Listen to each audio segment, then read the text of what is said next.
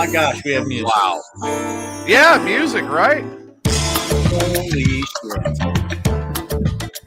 Are we used to music anymore? I mean, my God. Like, it's amazing what TJ can do when he's at home and not in his truck/office. Hey, we've got one more week of that crap. I've got one more Thursday where I'm going to be in the truck. Yep. And then it's over, baby. You go from dealing with their crap to dealing with an entirely different type of crap. Oh, yeah. Then I'm dealing with shit. Yeah, like real shit.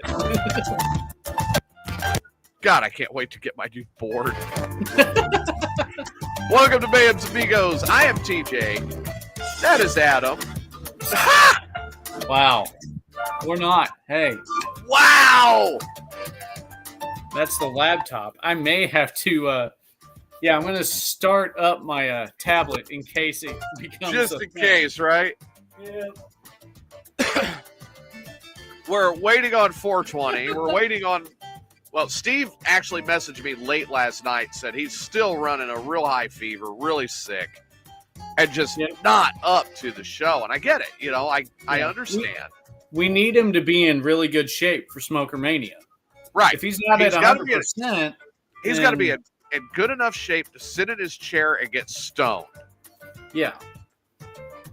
Which, I don't know. Well, if he has diminished lung capacity, or if he has diarrhea that causes him to get up and get down, that affects the match.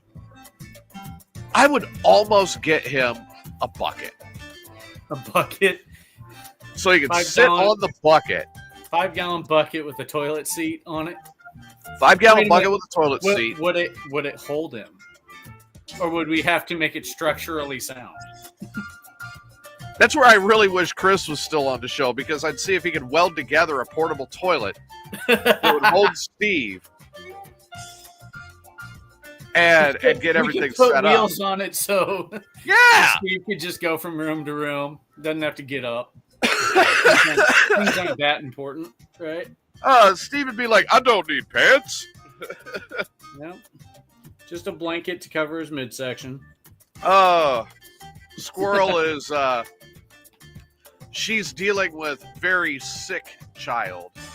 See, I'm beginning to think that Squirrel may not exist. I know she does, but she's trying. She's always trying. She really is, and I get it. And I think once I balance out with my new schedule, it'll be easier for her. Okay.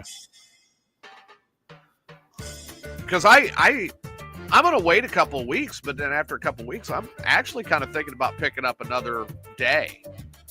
Okay. And doing one more show a week. I'll have to see if Julie will let me. You know, I always have to ask permission because my couch sucks. Right. You don't want to... I want to continue to get laid. You know. Is that really a necessity? For me? Yeah. Oh. Yeah, I kind of enjoy that. And I know it's been a while for you, TJ, and maybe you don't remember, but it's very enjoyable when done correctly. Well, it's been a while for me by choice. Yeah. I enjoy the act of coitus. But not enough to upend my life. Yeah. Because I wind up into the same problem every single fucking time. Well, you often find yourself sticking dick in crazy. I also often find myself doing all the work. Yeah, I've been there. I don't do that now, but I've been there. Like, I've got to do all the work in the sack, and then I've got to do all the work to bring in the money. Then I got to do all the work to keep up my place. And it's like, if I've got to do all this, what are you here for? I know, right? Because if I've got to do all the work for sexual gratification, I've got 2 hands. Hold on, my ex is calling me. She's supposed to know that I'm on a podcast right now. Oh, wow. Yay. Yeah. All right, I'll be back. All right. No, I don't get it. I mean, those of you guys out there, please explain this to me. how is it that, I work pretty hard. I work my tail off. And then to come home and I've got to do all the work up to and including, like, she goes, I want to get some. Oh, great. Then I get all naked and ready to go. And she's like, no, you got to do all the work. What? I just worked. I just worked a full friggin' day. And now you want me to do all the work in here? I just worked a full friggin' day and then came home and I cooked dinner and I cleaned the house and I did everything I needed to do to get everything up to snuff. And now I got to work some more to make you happy? Get the fuck out of here. I'm a little selfish at that point. Like, come on. That should be a two-way street, not me do everything. Somebody could please explain to me why that's the case. I would be happy, very, very grateful, actually, to understand. And that's something I don't get. Elevate Xbox experience. Oh, Xbox for my child. No, how's everybody doing? We're obviously dealing with a lot of different stuff that life has thrown at us over the last couple of days. Hasn't been pretty. Actually been very difficult. Like, I've been getting over feeling sick. Of course, Steve has been very much under the weather lately.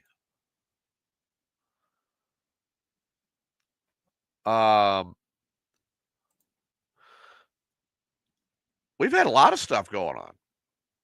And it's just been rather difficult all the way around. Because this flu that's been going around, I got hit with it, but I think I got hit with the standard hard and fast version of it. Because I'm starting to feel better. I've been sweating a lot of it off. And I do think that a part of it had to do with last week and the absolutely horrid cold weather temperatures that we got here in Texas. Just unbelievable how cold it really got. I was shocked at how that temperature dropped down here. Like, there was a couple of days we were in the teens. Yeah, you had Illinois weather down there. Yeah, we never get that cold down here, and it dropped. You guys had ice. Oh yeah, we had ice. This is the second time this winter that we've had ice that froze over the roads. Yeah. And didn't you have to tell work that you weren't going in because of the safety concern of the road? Oh yeah, they wanted to argue with me about it. I'm like, no, I'm not driving. Yeah. I am not coming in there and risking my life and my reputation for you. Yeah. You know, I got to tell you that a lot of companies, they really don't understand the driver. And I have to put FedEx up there as one of them. They look at profit. Well, yeah, because as a business, a lot of it, that's what it's about. It's all about the money, but there is a way to get the money, but still get the efficiency that you do not overwork your road drivers. Yeah. I mean, that's efficiency and safety. Right. Because if you wear down a driver, you don't know what you're going to get. Bad stuff can happen while they're on the road. There is a reason they call it FedRex.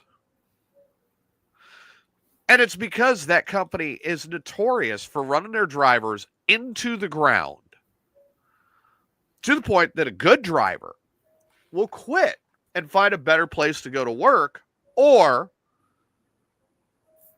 a driver will push themselves too far and end up splattered all over the road. Yeah.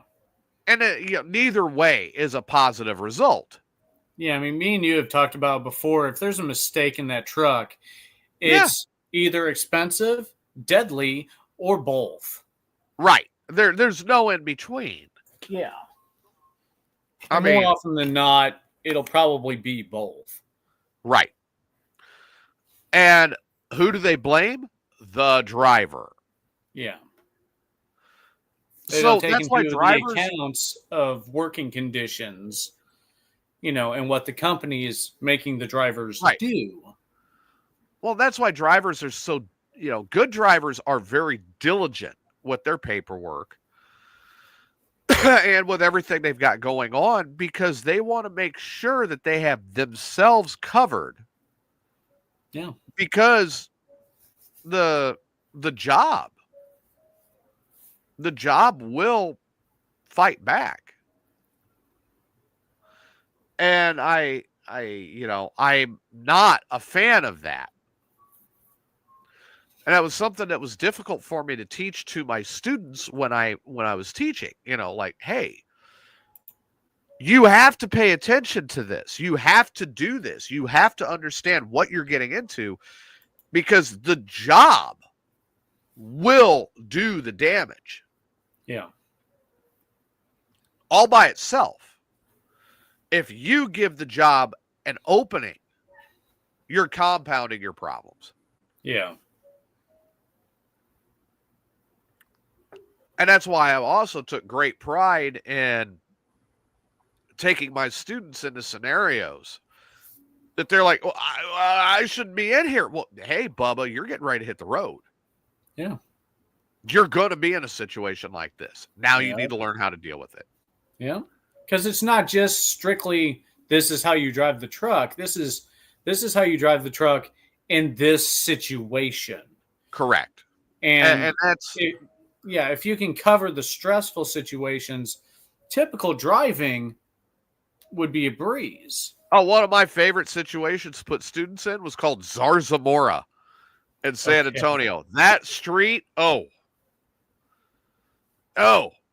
they got to the point that they were learning, that street was a bastard. Yeah.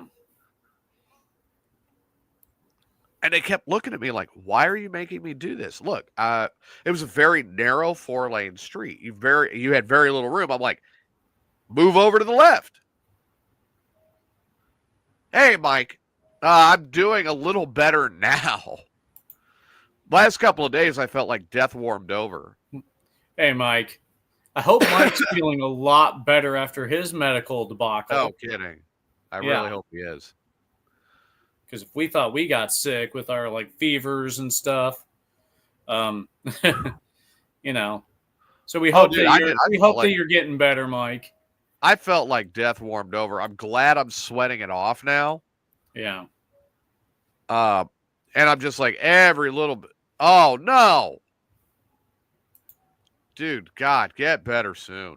Yeah. Mike says he's back in the hospital, folks. But yeah, Zarzamora was a very narrow 4-lane road, or is a very narrow 4-lane road. It's narrow enough. I don't like taking my bike down that road. Okay, that's fair. And I'd put them in there on a tractor trailer, and I'm like, okay, now you get into the left lane. Well, we're not supposed to get over there. They get over. Now hold it. Don't give it up until I say otherwise. And it taught them a lesson. And that was actually a lesson that was done when our in-house examiner did the test. He did the same thing. And one of my students, actually, TJ, every time he had to do something, he knew I put him through, but I made it worse. He just shook his head. He's like, TJ. Oh, shit. Oh, shit. Yes, definitely lawyer up. That's not good. For those other listeners who are wondering what we're owing about, Mike said that it's the doctor's fault and his wife is hiring a lawyer. Right. So, doctors have insurances for this very reason. Yeah. Malpractice insurance is not exactly cheap for the reason of screwing over patients. Yeah, because once it happens, it's not a cheap outcome for them. Yeah, you can't undo it. Yeah. CDL drivers have to pay out the nose for their insurance. Why? Because once a mistake is made, you cannot undo it. And it's a very expensive mistake. If So, nothing else, it'll cost you the cost of the truck and trailer. Ouch. Yeah. Depending upon what you're hauling, very much so. So, I mean, I've got to say that where we're at now, Thursday is my last night at FedEx. Of course, they scheduled me. Yeah.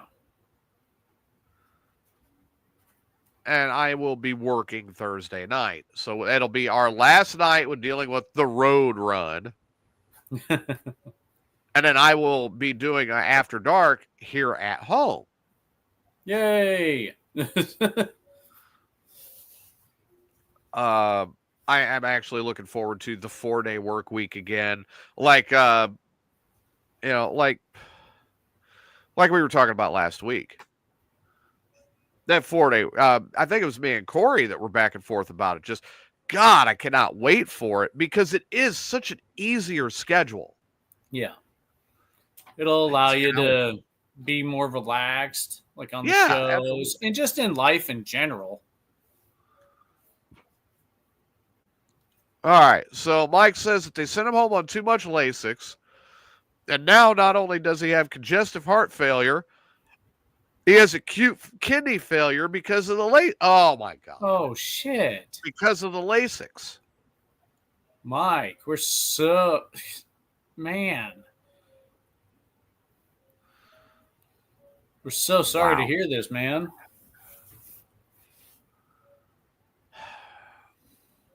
Well, I hope you bounce back, Mike. I'm tired of losing people. Yeah. I'm tired of TJ complaining about losing people. Dude, go through what I went through this year. I would rather in not. The last 12 months, go through it. Hell, I haven't even made it into March of 2025 yet, and I got an uncle that already passed away. I say, I've been by your side while this stuff has gone down. That's as close as I want to get to it. So. If I am a walking curse of death, I mean, there's a couple people I need to go visit. Give a hug, too. Yeah, right. Like, hey, glad you got your divorce. Let me give you a hug. Of course, I might get looked at a little funny with that one. Yeah, probably. There are probably people that know me right now. They're like, don't come see me. When you're up here, don't come see me. When you're in Illinois, stay away.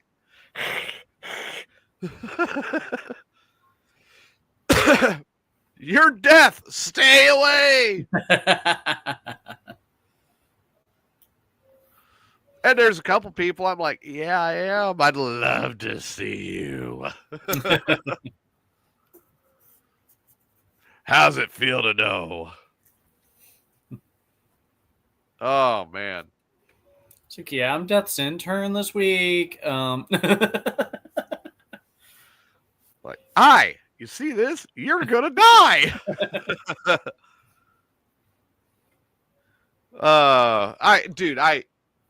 There are people.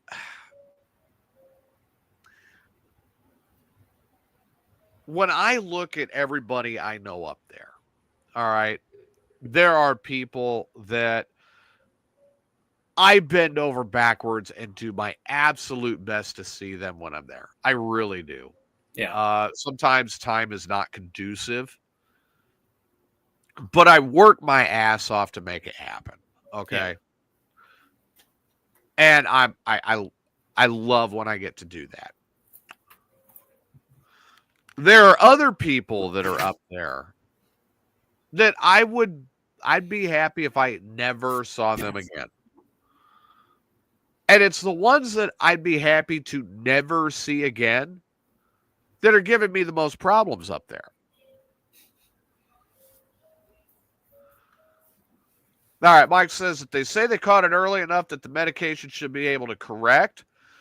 just going to have to take time because they were putting 120 milligrams of Lasix a day. Whoa. Oh, shit. Holy God. And he's leaving it in God's hands. He's just got to pray. Yeah.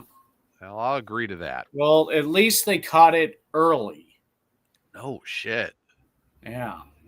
Man, I bet you before it started overworking him, he could have been a Mike. You probably could have been a garden sprinkler with how much you were peeing.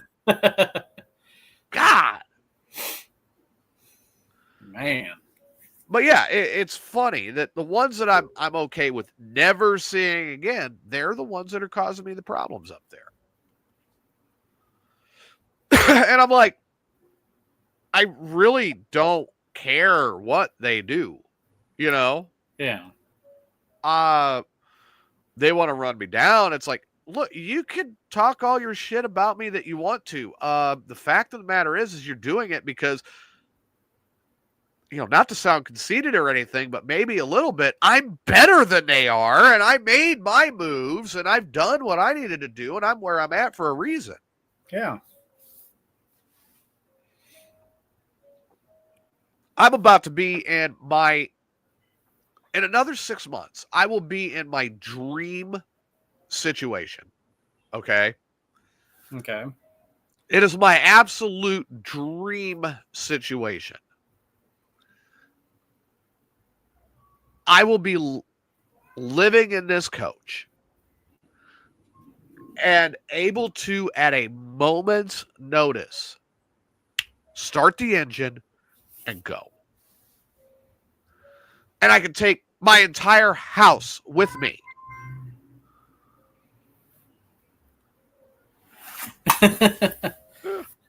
Yeah, Mike, I can see that. That's Lasix. We are not surprised about that comment at all. Wow. Especially on 120 milligrams a day. So kind of back to point. What a lot of people don't understand is, you know, I am by nature, I'm a very nomadic person. I'm not somebody that likes being tied down. I'm not somebody that likes being stuck in one place. I am a very nomadic person by nature. And that's why I think truck driving really appeals to you, because you are always on the go, but still getting a job done. That, let's face it, it's essential to have truck drivers. You know, you have to have that supply chain. Yeah, so, absolutely. Yeah. Now, I mean, don't get me wrong. For the next few years, once this machine is put back together, there's going to be some overlap of me taking the coach and going somewhere and me working. And I'm going to be balancing that for a few more years yet. But as certain other things start to fall into play, that's going to be different. That's going to be a big change. I will be free to move about a lot more than what I was. Yeah. And that, you know, again, I come back to that has always been the dream scenario for me, where I'm not nailed down, feet to the ground, and I'm stuck in an area. I'm probably one of the few people that's out there that will look you dead in the eye and say, that is not appealing to me. Yeah. At all. I do not like the idea of I own property. I own a house. Yes. I don't like the idea of being stuck in it, as that is where I always have to come back here. Yeah. And, you know, eventually, yes, I will probably sell it and just liquidate everything completely.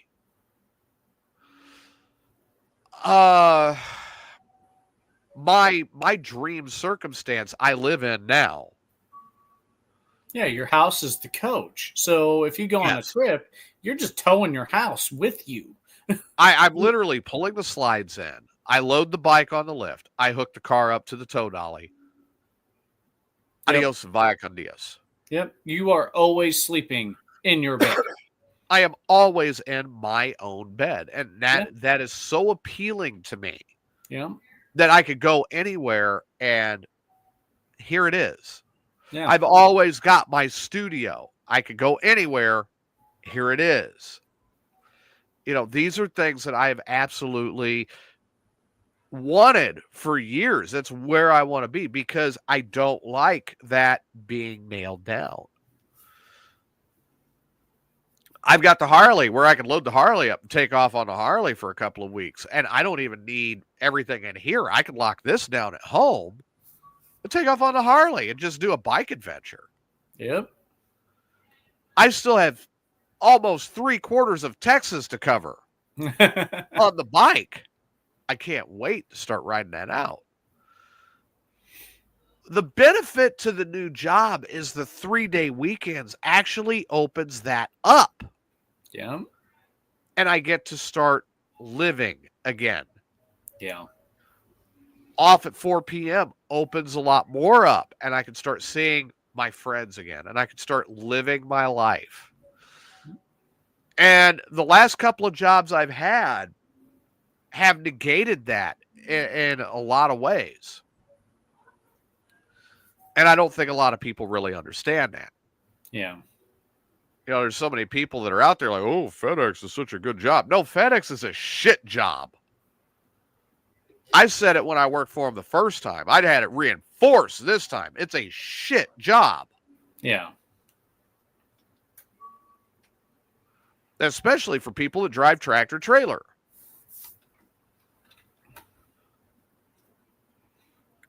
But the long and the short is I'm sick of the BS. And I'm a very, bear with me here. I know I need to go and get my paper towel to blow my nose on, but it's across the room. The force is not working. It's not coming here. Here, give me just a second. All right. Oof. All right. So while TJ gets his Kleenex in line,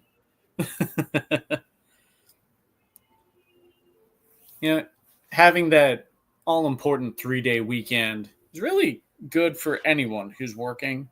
It allows you to have those plans on the weekends that you can go, spend time with friends and family and be able to plan out like the really fun trips, the ones that really create those memories. I don't want to do a booger sniffle. Yeah, no. You should have put it on like mute. Then you could have just blew it like a trumpet. Did a booger sniffle, Steve went crazy. Yeah, that's true. And I like Steve. Yeah, I know you do. But Steve crazy from a booger sniffle. Well, that booger sniffle can cause some mad hysteria,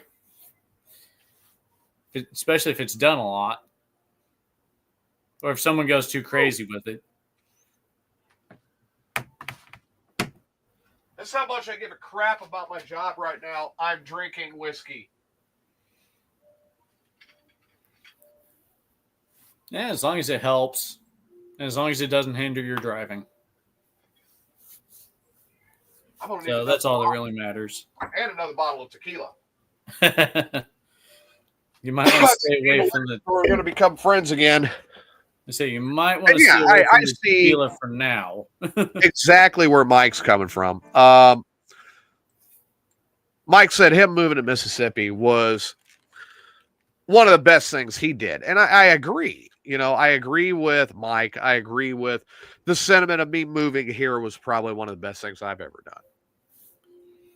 Yeah, say when I moved from Illinois to Wisconsin, it wasn't the location that was going to make me happy. It was who I was going up there for. I went up there for Julie. I've been Right. happier ever since, unless I'm I dealing with my ex. Oh, well, anytime you got to deal with your ex-wife, that's like a root canal. Yeah. I mean, come on. I gotta say that for me, it was a lot location. Um, everybody's heard me say that when I was younger, as a kid, I was down here quite a bit to see my grandfather.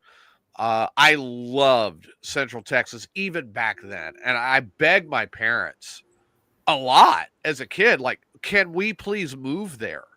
Yeah. And my dad was like, I don't want to live that close to your grandfather.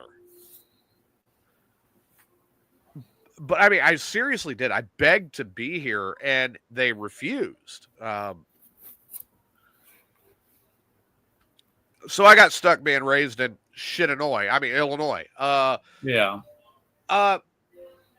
It wasn't until after the military, because military had me covered wherever I lived. Yeah. It wasn't really until after the military, after Wisconsin, when I moved to New Mexico. Okay. And I was in southern New Mexico and West Texas. And that was where I really kind of fell into my own niche. Okay. And I found a place that I loved. And I found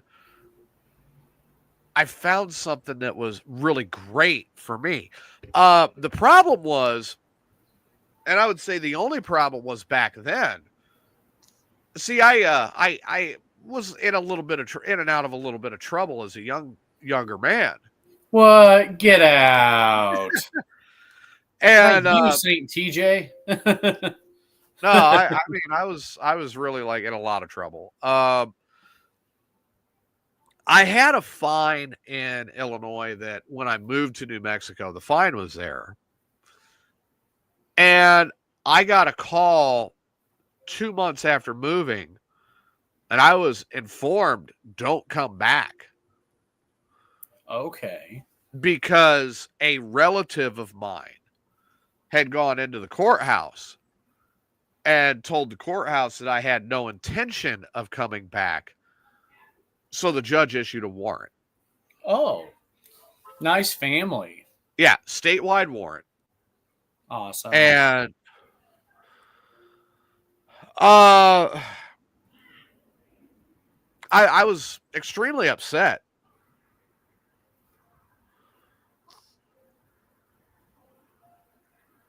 Oh, shit. Yeah, Steve. God, Steve, if you're listening, get better.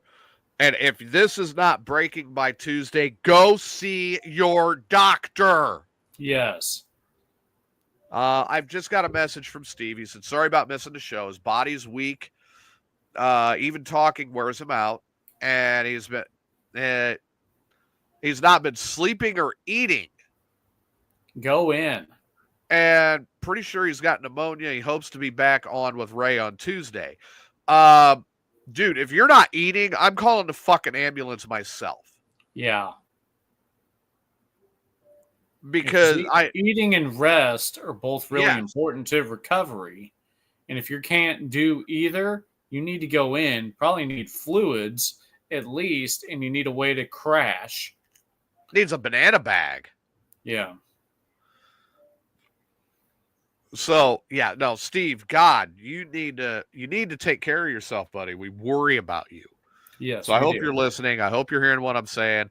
And please don't take this the wrong way as if I'm trying to attack you or anything. But if you don't get in and get yourself taken care of, when I get up there, I'm going to put my foot squarely inside of your ass.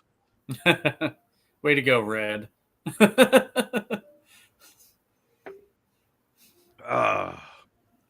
I will send him a book that my foot wrote.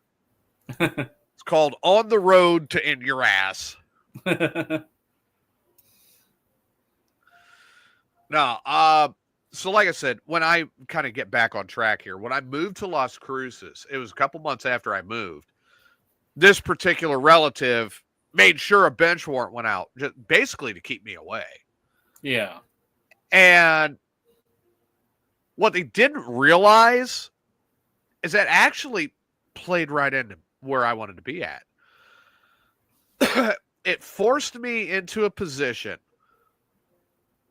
where I had to be reliant on myself. I had no safety net, and I had to make my life happen on my terms. Yeah. And it was the best experience of my entire life. Yeah. It was a situation that kind of forced your hand to take control. Yes. Yeah, it really did. Now, when I was at the end of my time living there, I was actually in school. I was pre-law. Okay. Because my intention was to complete school and get into grad school at University of New Mexico in Albuquerque. Okay. And become a lawyer and go past the bar. But fate had a different plan, and I had ended up paying off that fine where I was free to come back into Illinois. My plan was actually to start visiting a little more and kind of get used to the area again, and then make my decision as to whether or not I wanted to be there. Yeah. And fate decided instead to deal a different set of cards, which really, and in all honesty, I mean, even though I was around people I had known for years, I felt, I got to be honest, at the end of my time living there, my last few years, I really felt like I was getting sucked back into this vortex that made me want out in the first place. Okay. And that caused the move to Texas. Okay. Living here, I've had my bumps. I mean, I'm not going to deny that. Nobody can take that away. Yeah, I've had my trials. Yeah. But at the end of the day, the one thing I have is I still have my place to live, still got my bills paid. And my place, I've just got to tough it out a few more months and get a few things done. My place is mobile. Yeah. If I get sick of it, I could fire this bitch up and go back to where I really felt like I was at home. Yeah. Yeah. Say eventually, anywhere you decide to stop is your home. Yeah. I believe that if I had been able to do what I wanted to do and just come up and visit, and see people, and continue forward with where I was at, I would probably be a lawyer with a whole crushing amount of debt right now. Like, oh, the student loans. Yeah. But I would be a practicing attorney, I believe. I'd probably be in private practice by now, actually. Okay.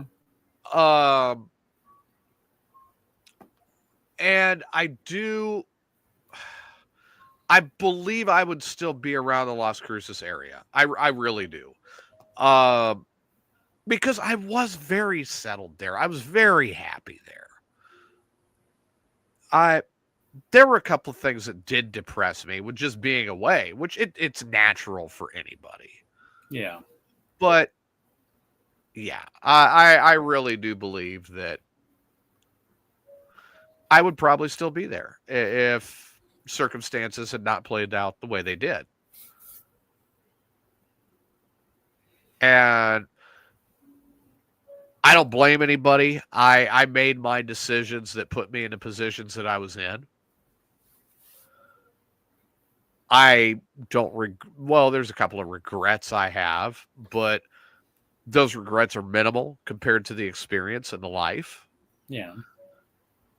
And at the end of the day, I mean, I'm here. Yeah. I'm still alive. Yep. You're still vertical upon occasion. On occasion, I do prefer horizontal, but Yeah. I am still vertical.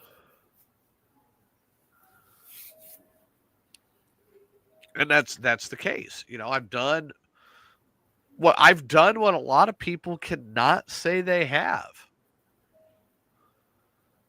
I've stepped out of where I was raised, stepped out of a safety net, stepped out of a comfort zone. Yeah. And when I got away from all of it, I thrived. Mm-hmm.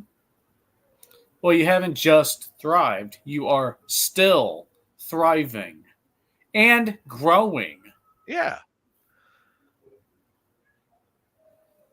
In more ways than one, the way my metabolism's dropping lately. Yeah, no, tell me about it. I went Good to the doctor, food, buddy. I went to the doctor a few days ago and I put on 15 pounds. I'm like, Jesus Christ. I'll tell you what, getting over that flu, I probably crapped out 30. Let me tell you something. My God. There's a couple mornings I got up and I'm like, whoa, I should take a picture of that and send it to Steve so I can get it analyzed. Well, I was down there in the bowl. I was like, what the fuck?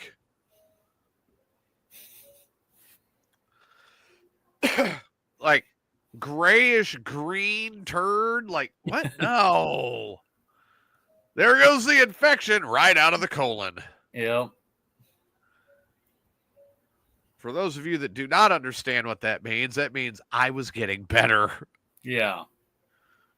It's when you get the bright red clay colored, you're like, oh, there goes all the nutrients I ate.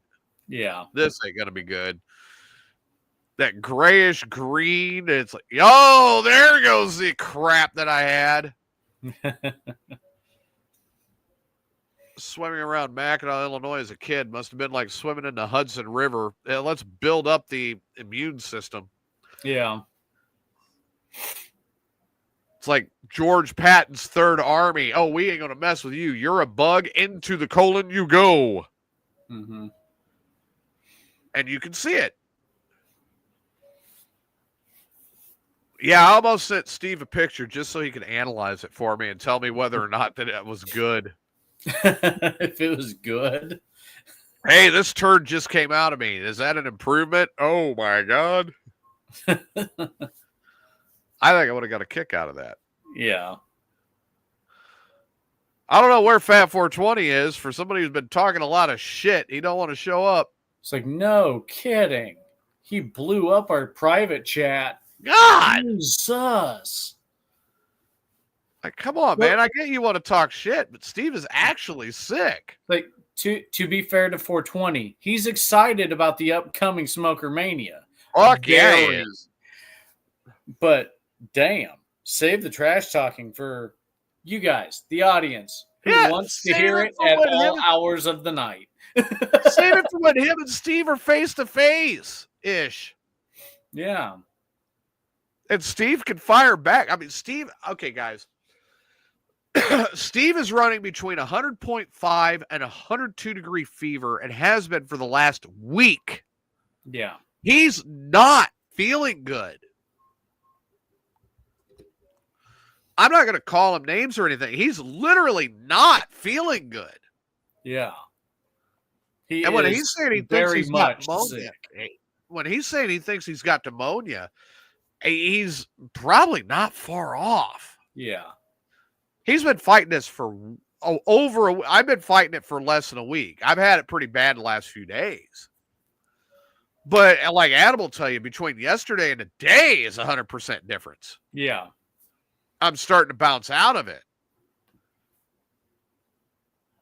Yeah, I mean, if Steve is that sick, he has got to go see the doctor. Yesterday, TJ and I talked on the phone, and it wasn't so much a conversation. I'm pretty sure I was just there to keep him coherent enough to get to work.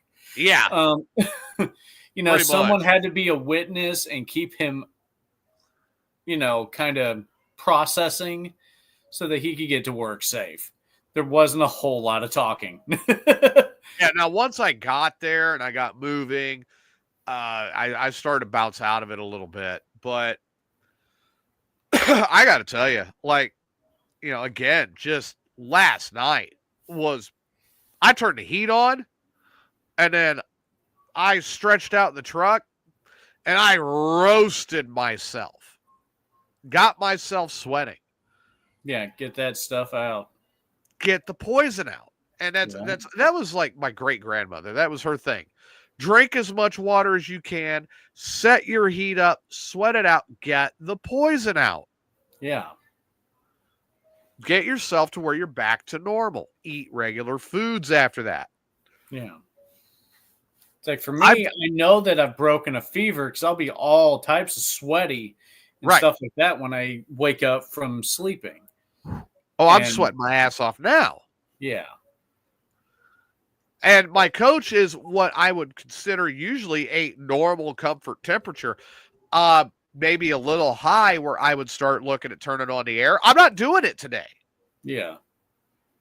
I am literally doing whatever I can to keep that heat in here. Basically turning your coach into a sauna. Yes, to sweat the rest out. Yeah. And with a black coach, it's easy to make it a sauna. Especially in Texas sunlight. Yeah. I opened the door before the show so I could have a cigarette. I went up there to smoke the cigarette, and that breeze came up and hit. We're probably about 66, 67 right now. Yeah. Which is normal temperature for me, where I'm like, okay, light jacket, but hey, it's great, right? Right. I'm actually getting the temp now. I say here in Taylorville, Illinois, it's 50 degrees. Here we go. Kingsland, Texas, 65. So we're getting back into our normal temperatures. But 65, but I got the heat and the coach set at 73. Roast. Cook the shit out of me so I'm able to function. Yeah. And that's where I'm at with it. It's like, nah, I'm done with this shit. Yeah. Now, after I get everything caught back up and I'm back on even, which will be this week, I start ordering the parts and everything I need after my appraisal is done on this coach. And I start finally putting it back together. And I'm going to be doing different maintenance items to my car and to the Harley as I'm getting the big stuff for this. Yeah. I will have the electrician in within the next 2 to 3 weeks to go through the electrical system, get everything working in here properly again. I am going to be at the beginning of April ordering the new AC heat pump for the front. Okay. My water heater is on the way this month.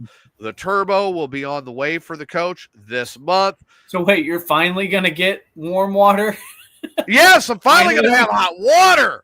So, Jesus. I will be putting in the switching valve this month and actually setting the thing up to run on its own propane system. I'll be getting my range running so I can take my camp stove and put it back into the belly. So when I'm actually somewhere other than here, I pull it out. I can set it up outside on the table. I could get it going and use it for percolator coffee and stuff like that, which that's what I wanted that stove for. Now it's going to go back to its purpose. Rather than being here to cook my meals, it will be down where it needs to be at with a couple of different bottles. Yeah. I will be moving everything as far as the layout inside the coach around to get certain things set where they need to be at. In a better position. I'm hoping to actually set up this area in a way where I can bring my office chair in here and I'm no longer sitting on this bench that feels like I'm sitting on a Catholic church pew. Yeah, I was about to say. It's where I could do the work on my novel, the work on the show, all the stuff that I like to do. I can have it there. But I am actually, after the appraisal is done at the beginning of March, I am actually going to be moving forward on all of my repairs. And as there are a lot of different things that need to be done. There's probably $2,000 in awnings that need to go back on this thing, which I'm excited to have. Like, I am looking forward to next summer when Riley and I get back and I've got it up and running and everything's put together. Hey, you want to sit outside? Yeah. And I go out and I pull the awning out. And I set up the lawn chairs and the grill, and we can be out there under the awning. Yeah. And just enjoying that, I'm really excited for that. Of course, he's really excited to steal my big screen for his fucking video game. As usual. I mean, whenever he comes down, that's usually what he does, especially while you're on the show. Well, actually, what I told him is I said, I might get a smaller TV and set that up by the couch. Yeah. And mount it down there where he's got to use that one for his video game, and he leaves my big screen alone. Of course, he told me that was not fair. And I said, why not? Yeah, that's not fair, said the child to the parent. Right. Not fair for him. Like, why not? I didn't have a big screen TV until I was in my 40s, so you can shut the fuck up. Yep. No, I did. I take it back. When he was younger, I had a 65-inch projector TV that they said was high def. That was a lie. Yeah. This TV that's hanging up in here is my very first flat screen. Okay. And I got the 4K, ultra high def, Amazon Fire TV. I love my TV. So does he. Obviously. Oh, no, that's my TV. No, motherfucker, No, it's not. Better get this one through your head. That's my TV. You're lucky I let you use it. You're lucky that I let that game hook up to it. Yeah. But the thing is this year, he's not going to have as much time on that game. Oh, are you putting him back into the rodeo like you did this last summer? We have got a lot of work to do. And I actually intend to go with him to the rodeo this year. I say, he seemed like he enjoyed it the last time. He had a ball. Found that rodeo girl. Oh, yeah. I told him I'm going to make sure that he can't hit on the rodeo girl. He argued with me. Well, if you tell him no, he's just going to try harder to do it. He is your son. Ooh, that means he might succeed. Yeah. There have been girls that I have gotten with that I really should never have gotten with. Like, they were way above my pay grade, and I still wound up with them. And I'm like, how? Sometimes it's just better to not ask questions. No, yeah. Just I honestly think like some of them, they were just throwing me a pity bang. Hey, I mean, I really that's what do. it takes, right? If that's what it takes. Being honest about it. Like, there are some I'm like, you're just doing this to make me feel good about myself. I mean, granted, I'm happy you are, but It's like, there's no future here. Thank you. And Hallmark has not come out with the thank you for the pity bang card yet. I mean, I'm waiting for them to do it, but they haven't. Somebody needs to write the Hallmark Corporation and say, hey, you really need to come up with some adult-themed thank you cards. Say, thank you for being sick, but fucking me anyway. No, Mike, I'm not drinking coffee. No, for legal reasons, we'll say coffee. My tumbler is full of water. That's full of whiskey. Mm-hmm. He's fixing to burn that infection out one way, shape, or form. I'm going to get rid of it one way or another, I'll tell you. Yep. It's gone. Son of a bitch. Fucking hate that thing. All right, hang on. I don't want anybody to hear this. Uh-oh. Commencing booger sniffle in 5, 4, 3, 2, 1. Insert air horn noise here. There. All right. I was blowing my nose. It wasn't a booger sniffle. Yeah, well. Very definite. Yeah, it could be the weird part of the internet, maybe not. But welcome to the program, Travis. Yeah. I don't know how you got here either. Yep. We're glad to have you. You're welcome here. Yeah, if it's weird, it's weird. If it's not, it's not. It's all good. We like having fun, so. Yep.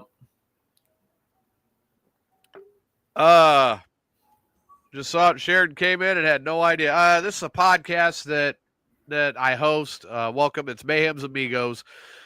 Sunday nights and Thursday nights when we're doing Amigos After Dark, we just get on here. We talk a bunch of trash. We have fun. And that's the whole premise behind it. It's just friends hanging out. We talk about whatever comes up. Occasionally we'll discuss news, whether it's pertinent or weird.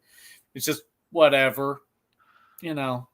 We got a chat room that likes to have fun too. So so please feel free to feel free to engage with us, engage with them. Yeah. And there you go. Well, I'm drinking too. So see, you're already kind of part of the crowd anyway. So cool. So, I live in Central Texas. Adam is in Central Illinois. Yep. So, we have other members of the show that are pretty well diversified all over the United States. Irene, whom everybody loves, Irene and her boobs. Yeah.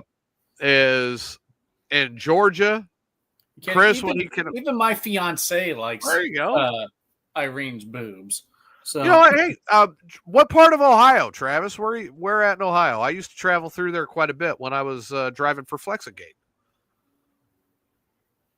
And he's right here with us. Nothing wrong with boobs. Yeah. Perfect. Yeah. So I used to go through Toledo all the time. Dayton. Oh, yeah, I've been in Dayton quite a bit. When I was driving for Flexigate every week, I was through Toledo like 3 or 4 times a week. And I did take the time because I'm such a huge fan of MASH, right? I did take the time to park the truck. I got an Uber. I went down to Paco's Hungarian Hot Dogs, and I had a couple of them. Oh, man. Klinger wasn't lying. That was good. I really like that. I've been through Dayton quite a bit, Cincinnati. Been up to Cleveland a couple of times, which was difficult because I am a Cub fan. Yeah.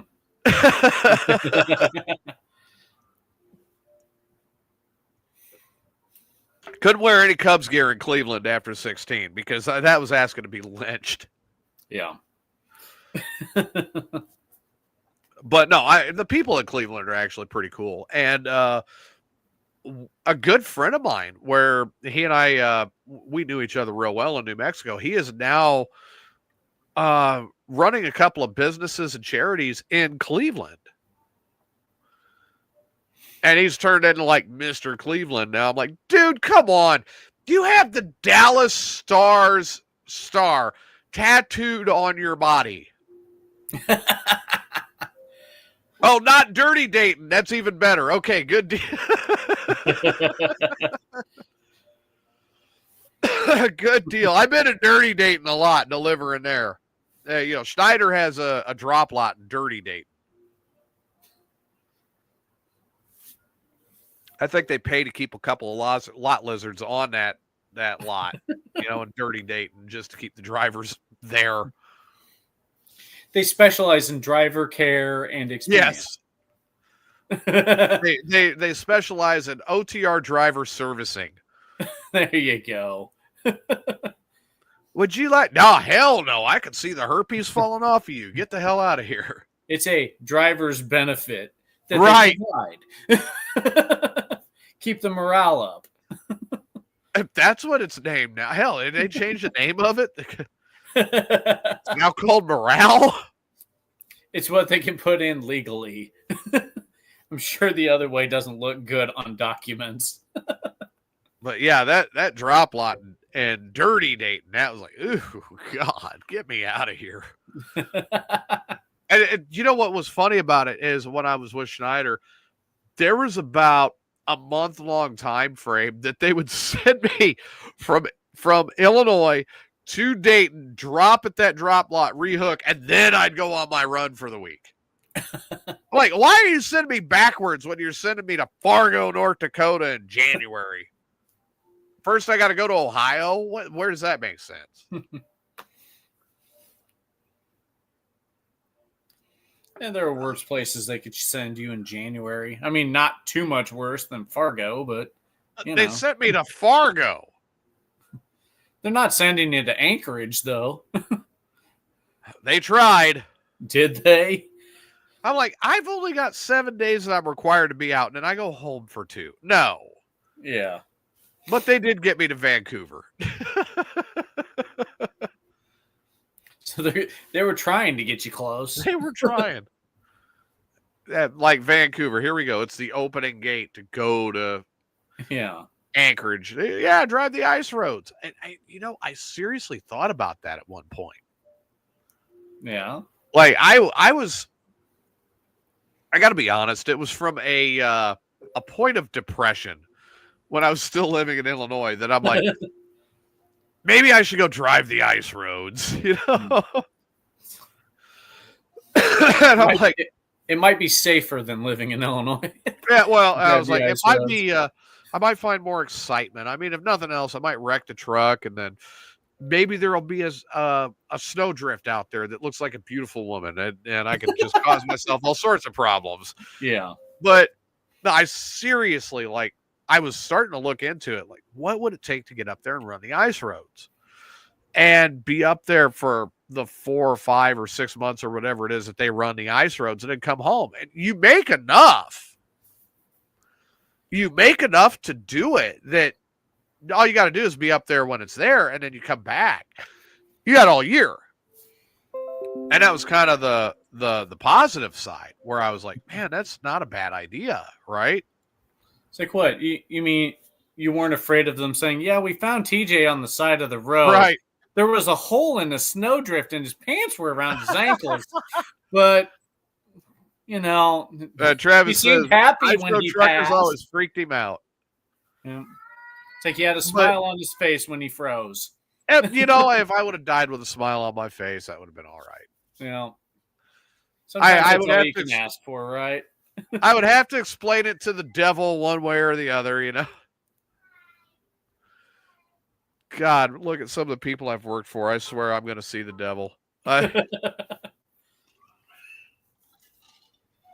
look at some of them I've worked with. It's like, why did I work with this guy?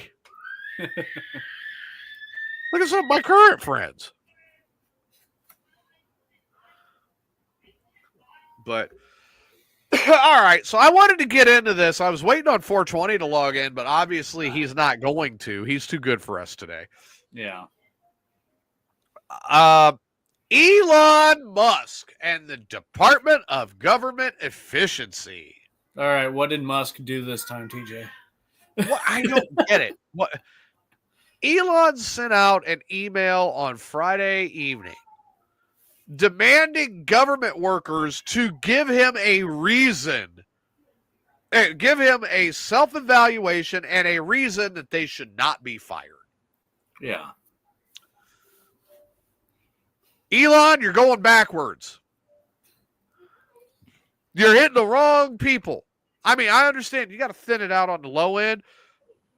You want to save us money, you need to go in and get them damn congressmen to write us a letter about why their job is so important and get them to see if we can fire some of them.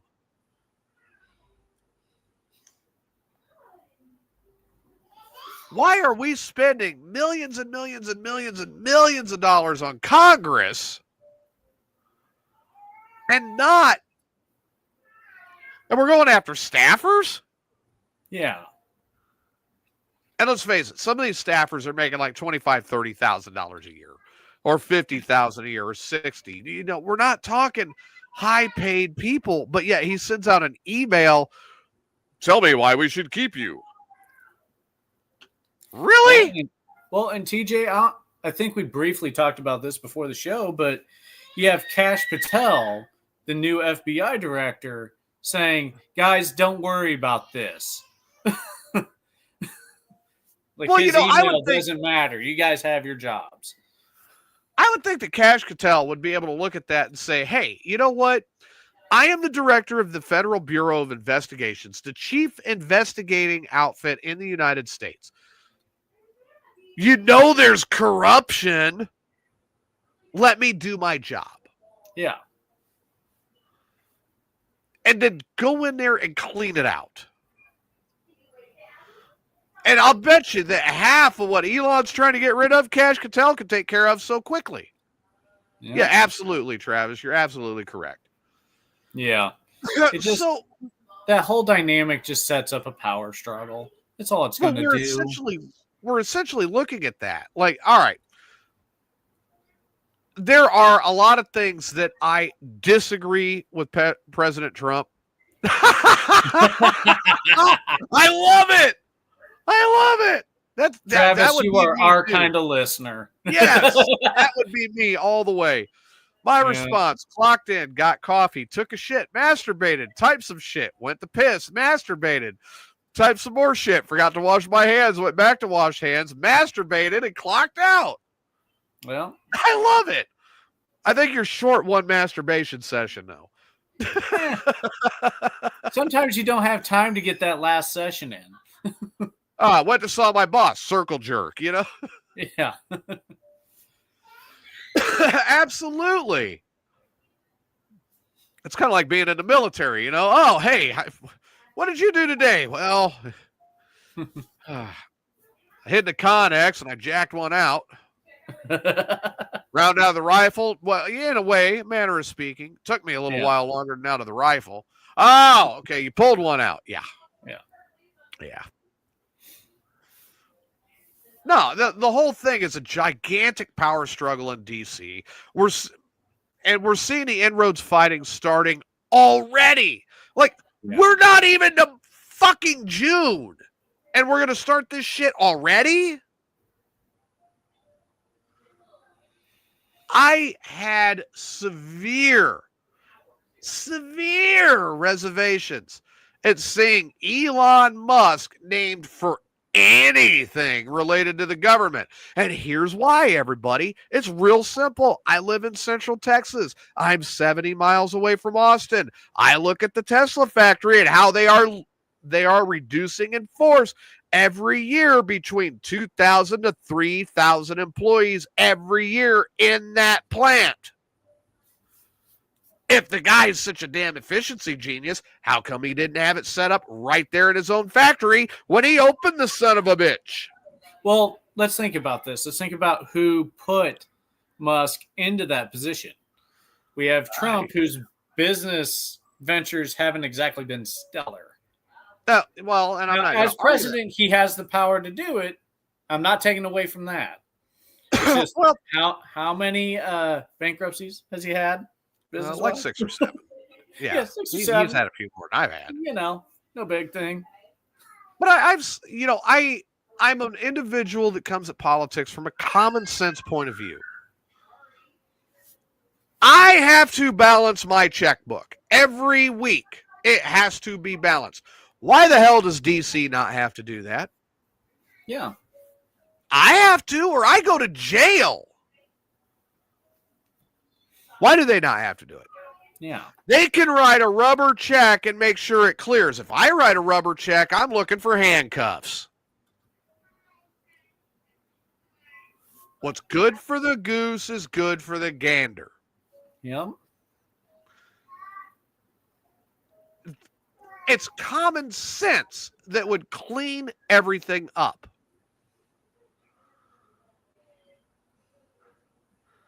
How many tokes does it take? Then why are you not logged into this show?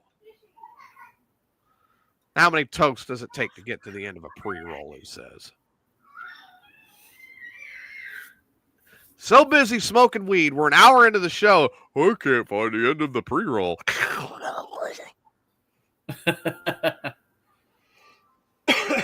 Good Lord. Next thing I know, he's going to try to tell me he's trying to date a guy from another show. Well, there was that strange marriage. There was. Yeah, that did happen. Luckily, he got that annulled. Yeah, that's good. Oh, practicing for Smoker Mania. Okay. So, no, I sit here and kind of getting back on point. I'm sorry I was sidetracked. Common sense is literally, all right, literally all it would take. Yeah, all right, when you look at the infernal revenue butt-fucking service who loves to take my money, which every time I go to D.C., I drive by the Capitol and I flip them off because they're the source of taxes. Yeah. Anyway, when I look at that, do you want to fix the tax problem in the United States? It's really simple. Real simple. Eliminate all the bullshit and make it a flat tax across the board per percentage. Yeah. 15%.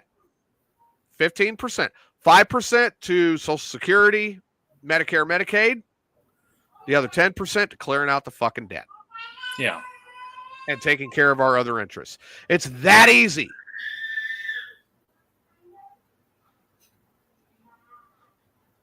Yeah, that committee ain't doing shit either. They're going about it the wrong way, 420. Yeah. We were just talking about that. So now you've done a common sense system with the IRS. Why do you need so many people working it? It can be run by a fucking computer system with a couple people monitoring at that point. It's like for the IRS. Well, for the IRS, if they have so many workers, they have the ability to do all the taxes at that point. We don't need places like H&R Block or programs to do it, like Tax-Free USA or whatever. Yeah. The government has all the information. The government gets all the information from our employment, from other programs. Mm-hmm. And if you send in the information about what you've put into charity, which they should have from the charities. Yeah, well I can do all that charity that don't report it. Yeah.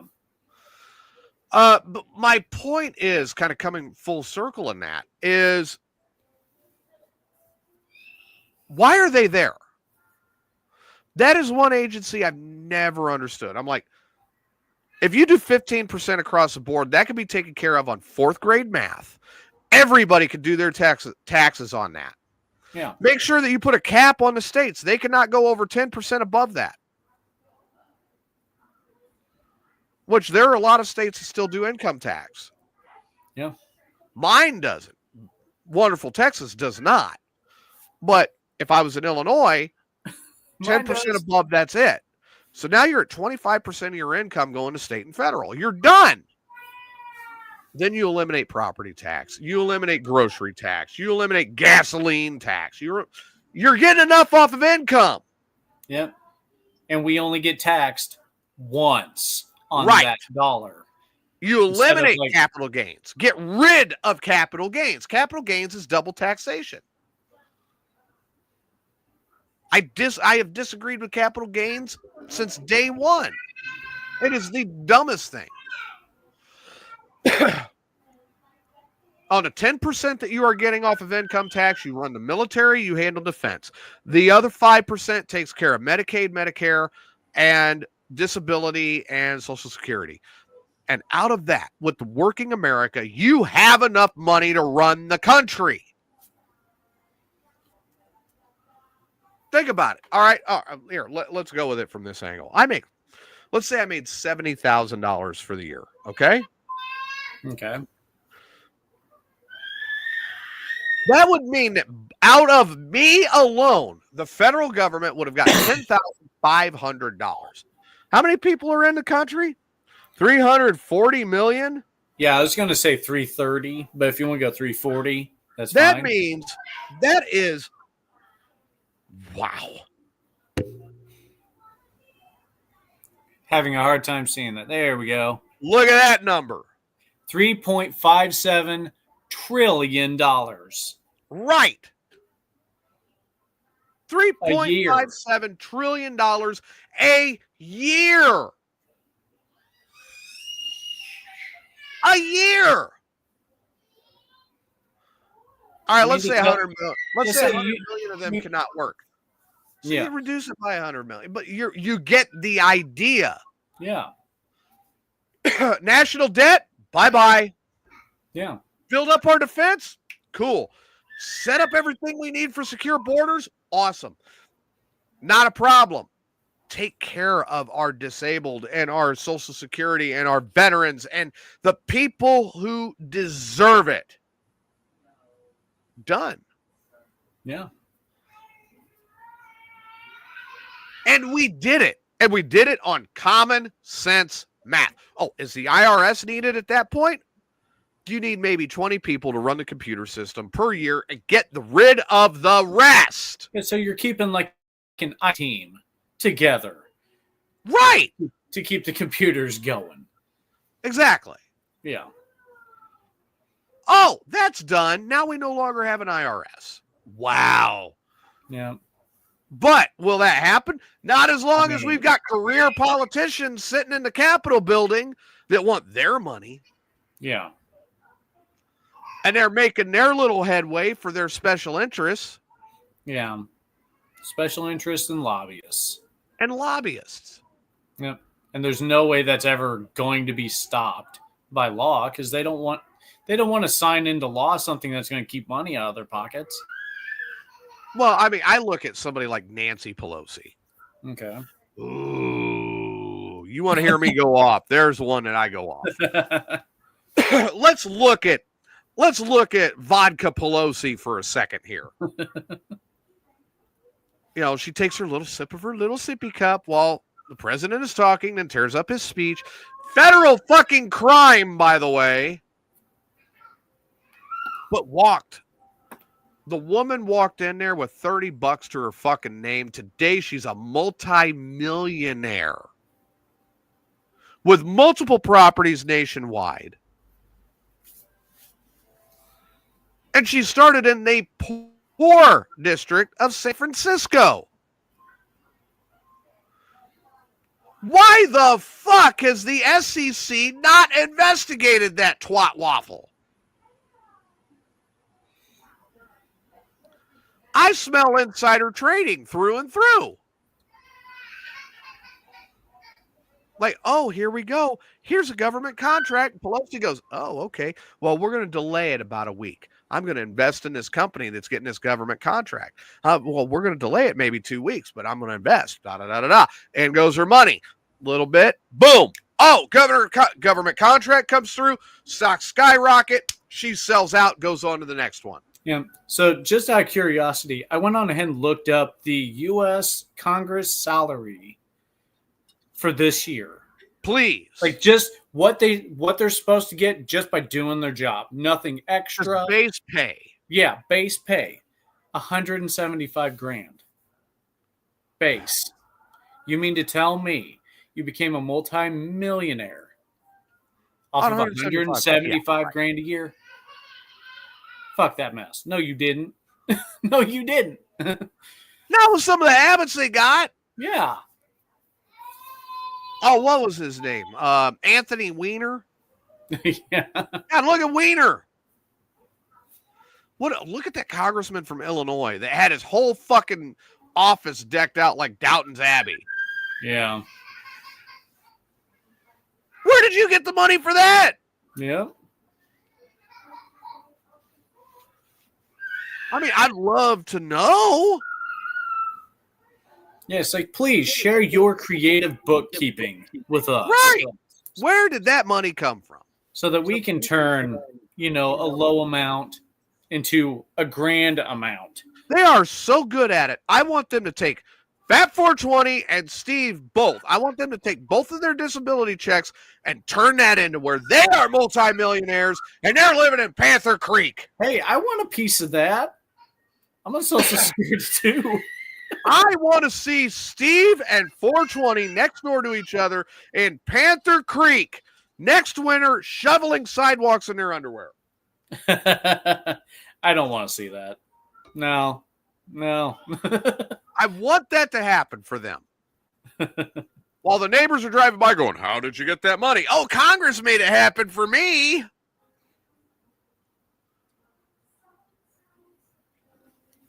I don't have a problem with somebody taking their money and making something happen. I do have a problem with them doing it outside of the, coloring outside the lines. Yeah, I mean, you can't tell me that someone did that in Congress without a lobbyist, a special interest, some external money coming in to sway a vote. Hell to the fuck no, they didn't. Yeah. I mean, I'm sorry. No. Yeah. No. You do not make $175,000 in an entire year, and after your first 8 months, you're a multimillionaire. Yeah. The hell is your name? Frank Underwood? You on House of Cards here? You got a hot wife and you're banging a reporter on the side? Trying to protect a water tower? It looks like a woman's ass? Son of a bitch. It does. It drives me nuts. Just flat fucking nuts. Yeah. And it's so easy to fix the issues. Like you said, I totally agree with the flat tax and stuff like that. And in and of itself, that reduces a lot of extra incomes. Yes. That don't need to be there. Oh, but you do the flat tax and then you eliminate the IRS and then you turn around and you eliminate something else. Tax lawyers. Mm-hmm. Oh, tax lawyers are going to be pissed at me for saying this, but hey, motherfucker, go out there and get a real job as a lawyer. Well, yeah, and with the simplistic math, you also get rid of like H&R Block and those type of people too. Then the American people can take care of it on their own. Yeah. I'm so for that. And remember, I did the math on that based off of my salary. Yeah. You have people that are out there like, oh, Elon. Yeah. That's going to be paying a shitload more than me. Yeah. You have Musk, you have Bezos, you have Trump. Bezos, Trump, Gates. Yeah. I mean, they're going to get J.B. Pritzker. Yep. They're going to get nailed. So they're trying to figure out how to slip in their little slip where they could get out of it. No. Yeah. Fuck you. I got to pay it. You got to pay it. Yep. I got shot at for this country. All you've done is rip me off. And that's my standpoint on it. And if they got a problem with that, come knock on my fucking door. I got an answer in the form of a 9mm brain hemorrhage. Yep. Now I'd be happy to introduce them to it. What? But TJ, they could just make you the head of the IRS. Why would I need to be the head of a defunct agency? I mean, why? Okay, you want to make me the head of the IRS? Here's my deal.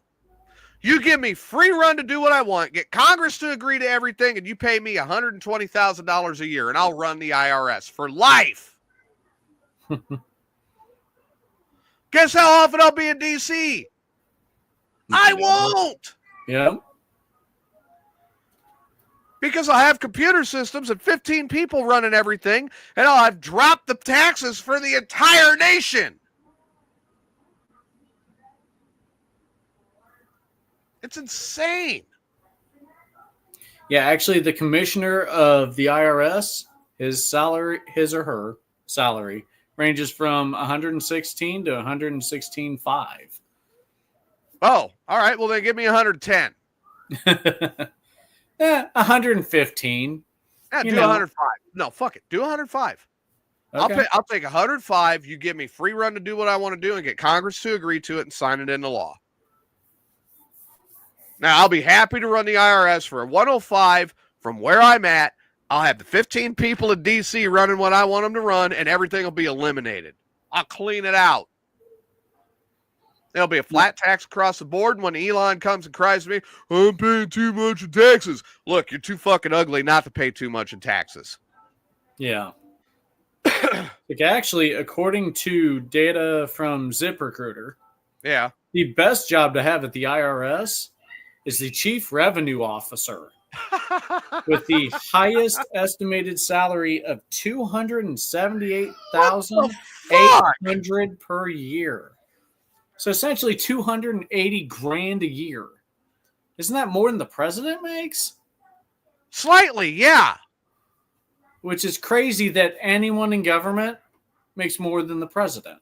Yeah, here, bear with me a second. I have to go drain off a little bit more flu virus.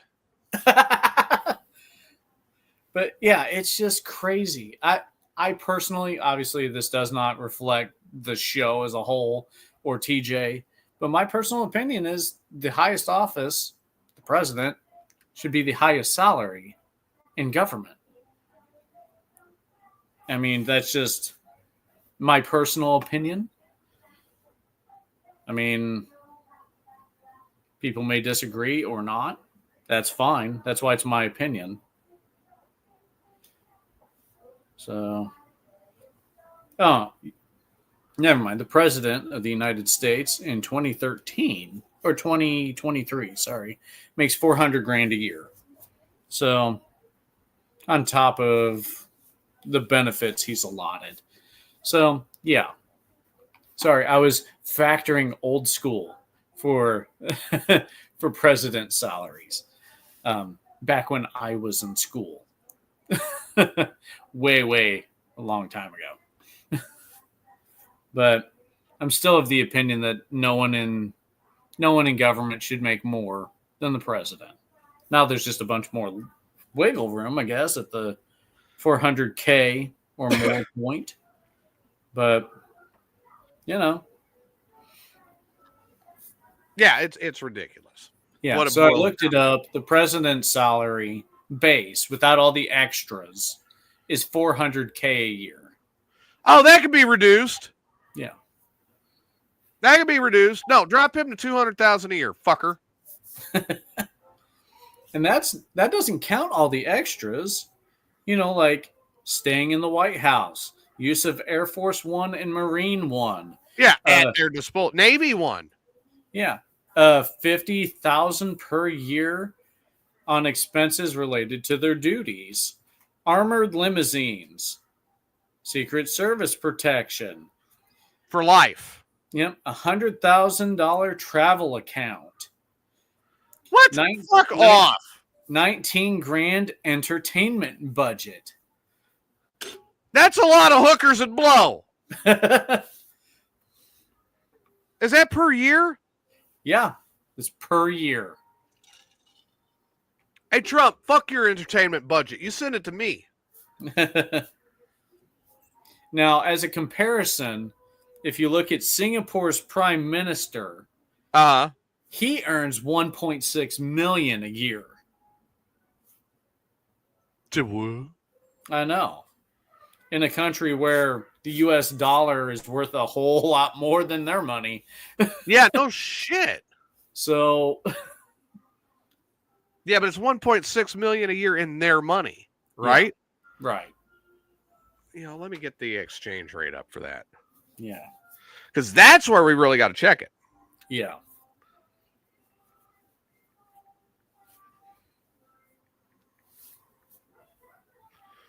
Okay, the Singapore dollar to the U.S. dollar. Yeah. Let's do an exchange. Yeah. 1.6 million Singapore to what U.S.? Right. We want, how much is it? 1.6 million.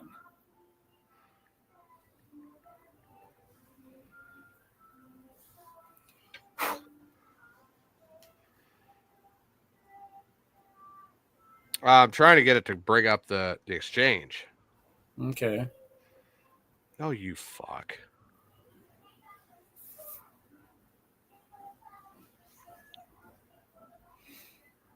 But yeah, it's crazy. But I still think that It's 1.19 million, basically.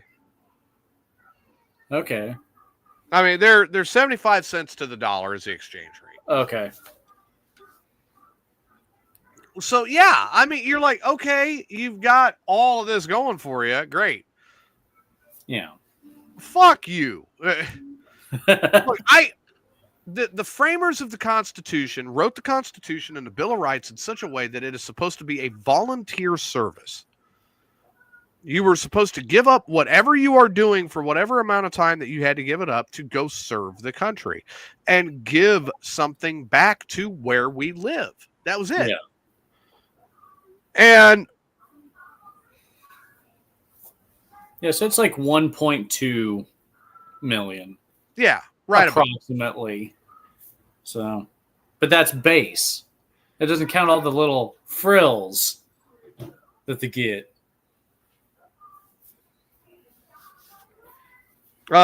Just now, breaking news from the AP. The Trump administration said today that it is eliminating 2,000 posts at the United States Agency for International Development, USAID, and placing all but a fraction of others worldwide on leave. Oh. This comes after a federal judge allowed the administration to move forward with pulling thousands of USAID staffers off the job in the United States and around the world. U.S. District Court Judge Carl Nichols rejected pleas to keep his temporary stay on the government's plan in a lawsuit from employees. Wow. So USAID, the destruction of that one is actually moving forward. Wow. We have so much that we have watched just in the last 2 months that this administration is taking apart. Yeah. In some ways, I'm thankful. In others, I'm fearful. Yeah. I mean, from what I've read, it's Trump wanting to make the government smaller. But I'm still of the opinion of we still got to see it. After the destruction, we need to see a restructure. Right. So there is a right way and a wrong way to do it. I do believe in salary caps for Congress. Yeah. I believe in term limits for Congress. I believe in salary caps and term limits for the president. Trump keeps talking like he's going to try to go for a third term. He legally cannot do so. Yeah. I mean, the last time we had a third term president was during World War II. Negative. That's FDR. Negative. Truman. You sure?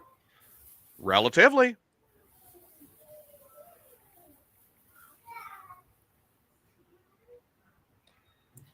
What U.S. presidents held third terms? According to Wikipedia. Oh, Truman served one term. So, yeah, you're right. It would have been FDR was the last one. All right, I stand corrected.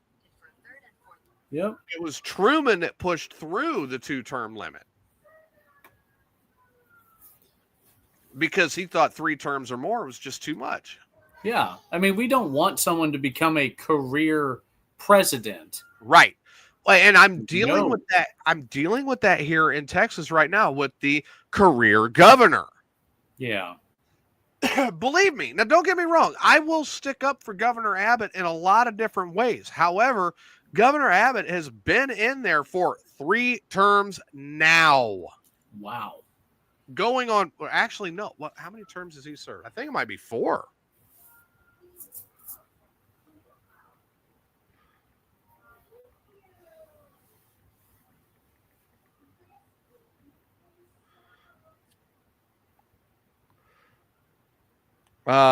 He has served 3 terms following Shivers, Daniel, Connolly, and Perry are the other 4 governors that have done it.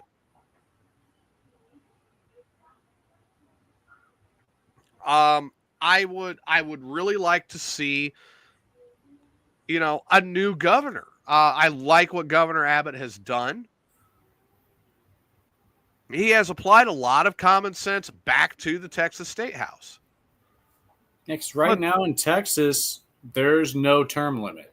No, there's not. As long as he can get elected, he can stay in. But here's the kicker to it, okay? Now he's starting to get radical. Okay. He's starting to get real radical. And it's time. When you stop listening to both sides and you just start doing what you want, now you're not a governor. You're a dictator. Yeah. And it's time to go. I do not believe, on the other hand, that Beto O'Rourke is the right answer because that guy is a Fruit Loop. But I do really believe that Governor Abbott has done a good job for the state. He's really kept close to what the state needs. Okay. But it may be time. It may be time for Governor Abbott to prepare to get out of the mansion and just say, I did my time. I'm done. Yeah. And I've said this before. That's one of the things I absolutely love about former President George W. Bush. Absolutely love this about the man. Ever since Obama was elected, President Bush wrapped up his term, his second term, and they'd ask him, and he'd say, I have no opinion. I'm serving out my time, and then I'm going home. Yeah. Then they ask him, what do you think about this election? I have no opinion. I did my time. Now I'm enjoying my life. Yeah. He does not get involved. Yeah. Smartest way to do things. God, it's so smart. I have so much respect for that man because of that. Because he refuses to get involved with what's going on everywhere else. He's like, I got my lane. I'm staying in it. I did my time. Yeah. I am a former president. I have a ranch. I have a horsey. Leave me alone. And that's pretty much how he is. He will speak on 9/11 because obviously he was the sitting president when that happened. Yeah. I love to hear from him when he does come out and speak about that because it reminds me of what we went through then. Yeah. And how the man really held it together for all of us. Because when he got that news, he was sitting in front of a school class getting ready to deliver a speech. Remember? Yeah. And he got told. And that fast, he had to process it, put it away, do what he had to do, and then he got the hell out of there and got on Air Force One. Yeah. And started handling everything from the air. And then that night, on the TV, to the nation, with the ending words, we will not falter, we will not struggle, we will not fail.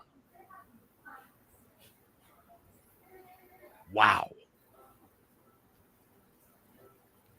And he pulled a nation divided where he was at a 38% approval rating and pulled this nation back together.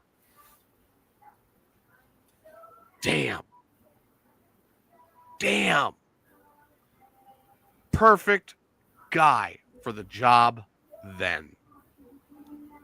Now, and this is obviously an opinion, but if something like that went down with Trump, do we think he could do the same? We're fucked. No, we're fucked. I think as eloquent as President Obama was as a speaker, he would have struggled Trump's first term, he might have been able to do it. Now, I don't think so because he's so hell-bent on revenge. Biden, no fucking way. No fucking way. Yeah. I mean, it's a rough situation to go through. Just Right. in general. So, no way Biden would have pulled this country together like that. Yeah. None. I think out of the presidents since President Bush, the one that had the best chance of doing it would have been President Obama. And I give them the reason I give Obama that credit is because he's the one that gave the order to pop bin Laden. Yeah. And you know he struggled with that decision. But it was what this country wanted. Yeah. And ultimately, he made the decision to say, all right, pop him. Yep. Take him out. And the SEALs went in there and did their job. Yeah. Fantastically, by the way. Those SEALs went in, did what they do, and that was it. Yep. They made him disappear. And Obama became shark shit. Mm-hmm. Like I said, and I think that bin Laden, I'm sorry, Osama bin Laden became shark shit. President Obama, I disagreed with him on a lot. I really did. I think cash for clunkers was the dumbest fucking thing he could have done. Second only to the Affordable Care Act. Because the Affordable Care Act made it a law ordering people to buy a product that they shouldn't have been forced to do. Yeah. Ultimately, that was the problem. It was the individual mandate with the Affordable Care Act that made the problem. But it wouldn't have worked without the individual mandate. They made that very clear. Well, if it's not going to work without the individual mandate, then why are you fucking passing it? Yeah. Now, I think it would have went better if it wasn't a pay to get. If the nation was just providing health care to all free of charge, then but the only way to do that is to increase the tax on the working American, and now we're up to a tax a lot like Canada. Yeah. Where they have a 50% income tax, and a large part of that is healthcare. Yeah. And now, I'm sorry, I don't want to lose half of I had a friend that lived up near Toronto. Yeah. And from what I understand, their healthcare is atrocious. Yeah. Like you wait months to see a doctor for something small. Yeah. And an emergency. Forget it. Yeah. It's everything has to be like approved like multiple times before you get treatments. And exactly. They want to make sure that you need the treatment before they'll spend the money on you. And that's what I'm saying is you don't want to overclog the plumbing like that. Yeah. Look, I use the VA.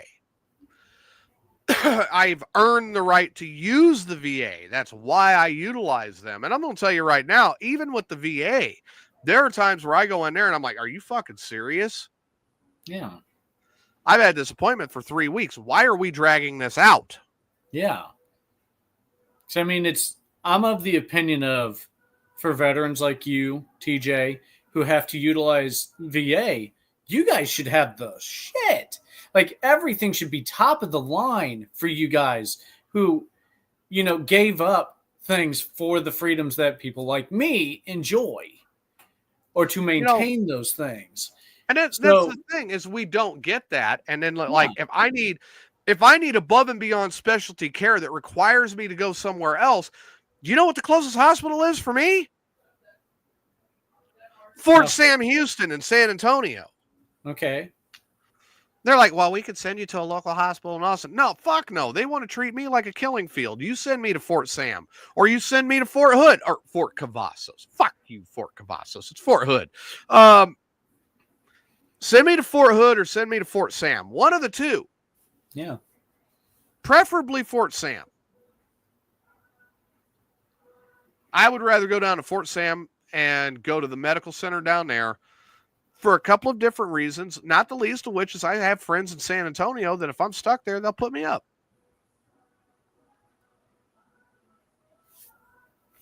And that's literally where I'm at. Yeah. But no, and then we get rejected veterinarians that they decide to give an MD to and say, hey, here's your doctorate. Now you can practice on people. Yeah. You can't practice on a dog or a cat. Right. But you can practice on a human. Now you get a couple that slip through the cracks that are really good doctors. Like my primary care, man, she is fucking phenomenal. My primary care down here is amazing. I love that doctor. But I've seen a couple of these specialists. I'm like, how the fuck are you a doctor? Hey, C's get degrees, man. I would not let you treat Fat 420's toe jam or Steve's dirty underwear. And yet, you wouldn't want that doctor checking out Steve's milk dud? I would not let that doctor give Steve a prostate exam. Well, I mean, the doctor and Steve may enjoy it. It's for Steve's safety. Fuck the doctor. It's for Steve's safety. Yeah. But that's some of the doctors that make it through to treat the veterans and the military. And it's like, if you don't care, just come out and say, I don't care about you motherfuckers. Yeah. We'll understand. Trust me. But that's where we're at. Yeah. I mean, having to go through as much red tape as you have to go through to get some of the treatments or even the diagnosis. Yeah. Come on. Seriously. But I mean, that's where we're at. And that's honestly. So you look at the Department of Government Efficiency, which is a fucking joke. It's a fucking joke. And I probably know a little bit more about Elon than I probably should. And I'm going to tell you right now, the guy's a fucking douchebag. One, he California'd my Texas. Motherfucker. And then when he got done with them California assholes, he lays them all off and puts them on our streets. Then we got to figure it out. Yeah. Fuck him. Pull his fucking tax breaks on Tesla. Boot that motherfucker out of here.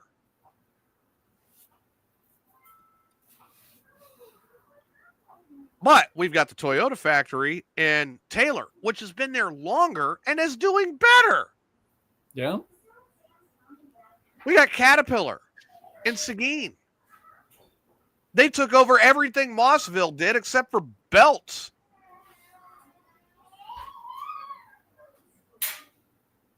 Yeah. Why are we not promoting those? That's just internal to my state. But kind of where my rant lands.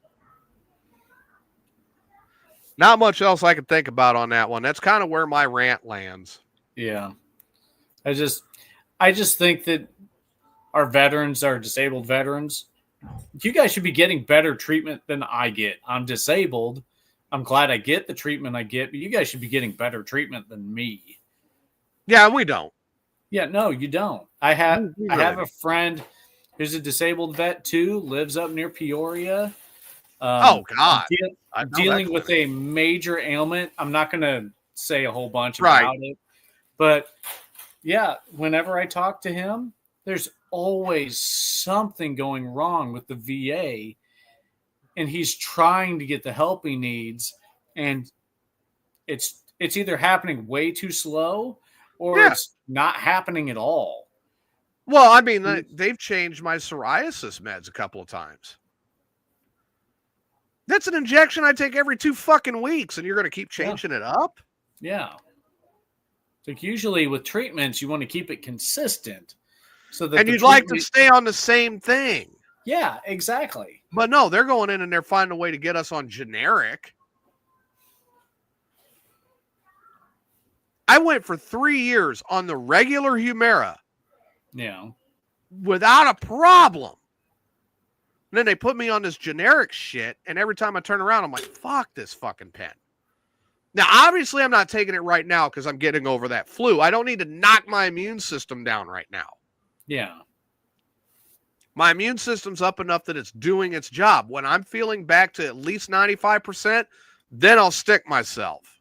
You know, and it kind of falls back to budget cuts. Why cut that budget? Why cut VA budget? You know? Oh, because they're hoping to kill all of us off. They think that the old school soldier, the need for us is gone. They're going to find one of these days that, no, it's not. Yeah. And with that being said,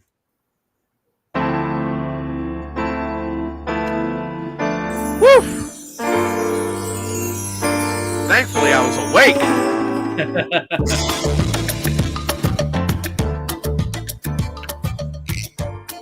It was a difficult show on Thursday because partially I was dealing with a bunch of stuff at work.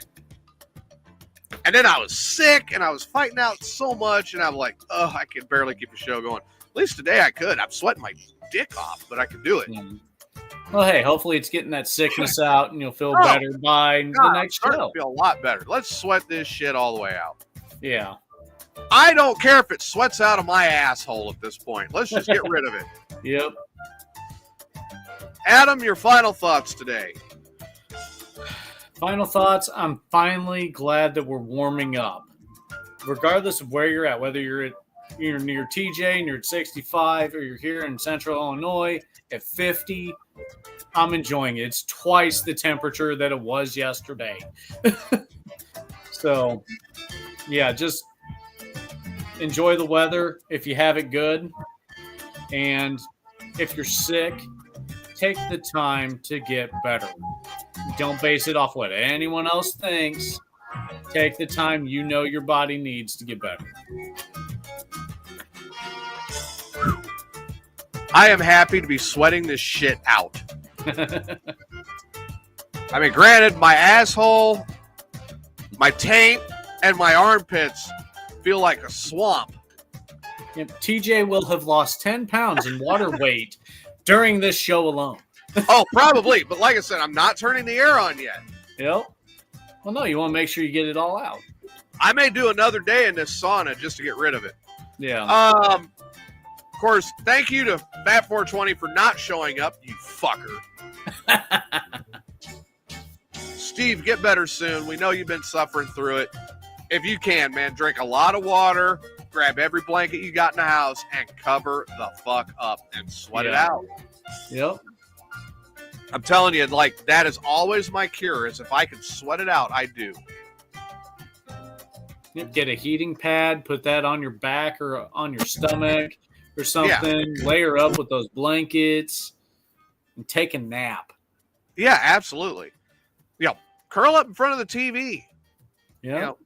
Get some NyQuil with a straw and a lot of water and all your blankets and curl up in the TV and turn on some Sesame Street. Don't hit on the girls on Sesame Street, though. Yeah. In the meantime, I hope everybody's doing okay. Thank God we are fine. It looks like we're finally coming out of the freezer. And we're going to start getting back to our regular temperatures. Everybody take care. We'll see you Thursday night for the last road show of Amigos After Dark.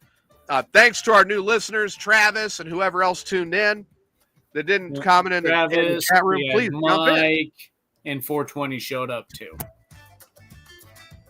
So, Mike, get better soon. 420. Stay away from guys. And we'll see everybody Thursday at 9 p.m. on Amigos After Dark. I'm TJ, and that's Adam. Thanks for tuning in and being a part of the show. Good night, everybody. Good night, everybody.